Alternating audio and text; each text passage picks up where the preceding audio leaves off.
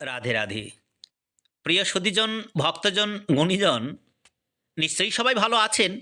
ভালো থাকুন, সুস্থ থাকুন, আর নিজেকে অবশ্যই ভগবানের চরণে সমর্পিত করার জন্য এগিয়ে চলুন। এই প্রার্থনাই রাখছি গোপাল মন্দির থেকে। হরে কৃষ্ণ। আজ পরিচয় তুলে ধরছি আপনারই আত্মযুক্ত শরীরের মধ্যে পঞ্চপাণ্ডবদের আর এক চরিত্র, ধর্মরাজ ধর্ম সত্যবাদী যুধিষ্ঠির। ধর্মের মূর্ত প্রতীক তিনি। তো কে ধর্মরাজ যুধিষ্ঠির? নিজের ভেতর থেকে কখনো প্রশ্ন রেখেছেন? আপনিই কি ধর্মরাজ সত্যবাদী যুধিষ্ঠির নন? কেন নন? আমি বারবার এটাই বলে চলেছি যে বাহ্যিক ভাব থেকে নয়, সবসময় মহাভারতের চরিত্রগুলো নিজের ভেতর থেকে তুলে ধরবেন। আমি এটাই বলছি যে আমি আপনিই যুধিষ্ঠির। কেননা তাঁর প্রকাশেই তো আমার আপনার মধ্যেই কোনো না কোনো ভাবে, কোনো না কোনো সময়ে ধর্মের রূপরেখা চলার চেষ্টা করে চলেছি। কখনো সৎ আচরণ, কখনো সৎ ব্যবহার, সত্য কথা বলার সেই নিশ্চয়ই সেই প্রয়াস আমরা করে চলেছি। তাহলে আমি আপনি যুধিষ্ঠিরের বাইরে কোথায়?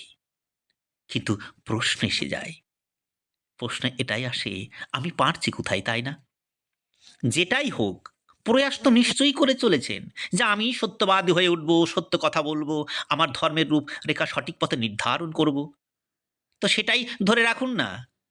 দেখবেন নিশ্চয়ই আমি আপনি ধর্মের এই ৫টি আধারকে, এই যেমন এই যে আমাদের ৫টি আধার ধর্মের জ্ঞান, প্রেম, ন্যায়, সমর্পণ আর এই ধৈর্য। ধৈর্যকে প্রাপ্তি করেই আমি আপনি ধর্মরাজ সত্যবাদী যুধিষ্ঠির নিশ্চয়ই হয়ে উঠব। তো এতে বোঝা যায় যে আমি আপনিই যুধিষ্ঠির। আমার আপনার বাইরে কেউ যুধিষ্ঠির নয়।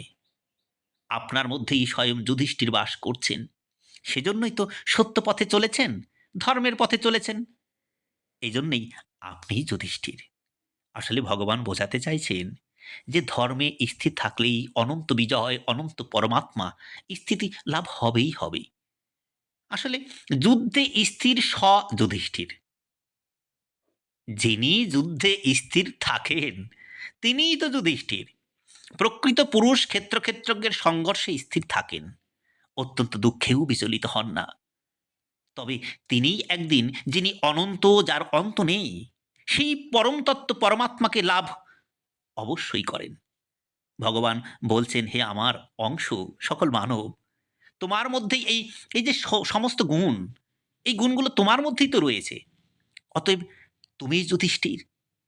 তুমি শুধু নিজেকে একটু জেগে ওঠো। নিজে থেকে জেগে ওঠাও তোমাকে।